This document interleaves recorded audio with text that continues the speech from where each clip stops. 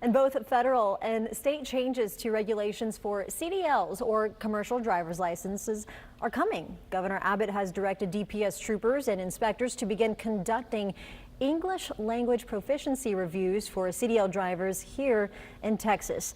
Our Natalia Azuna spoke with local experts to understand how these changes could impact training and the workforce here in the Coastal Bend. Natalia?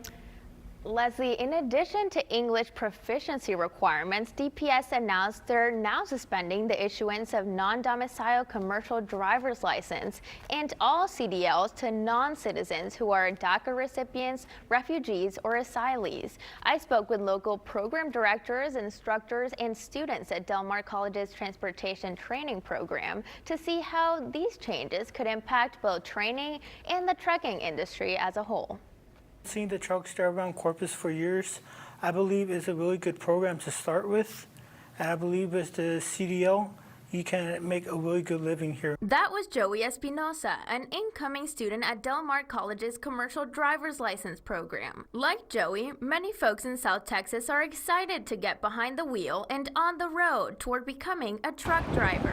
But this might be hard for some after the U.S. Transportation Secretary announced that all commercial drivers who don't comply with English language proficiency requirements will be placed out of service. They're starting to really stop more trucks on the side of the road, and we just had the brake blitz.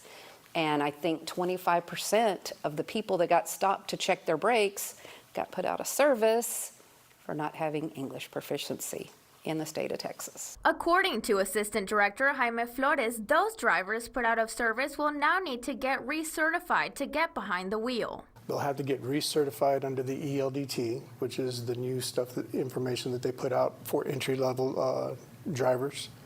They'll have to go through the entire program. DPS also announced they're suspending the issuance of non-domicile and certain non-citizen CDLs. We have no students that are DACA or asylum seekers. We haven't had any in the 25 years we have been a school. We reached out to the Texas Trucking Association, who say in part, we support the Trump administration and U.S. Transportation Secretary Duffy in efforts to eliminate fraud and remove unqualified drivers from our highways. This problem not only affects public safety, but threatens our nation's trade and economic well-being. CDL instructor Mark Vela says these changes could actually boost recruiting efforts. With industries losing drivers, they're going to need more drivers, so they're going to come to us to recruit students to go drive for them, legally in the proper way. And in other changes impacting the trucking industry, President Trump announced new import tariffs of 25% on heavy trucks starting this month. Transportation training program leaders tell me these could impact small local trucking companies. Leslie, back to you.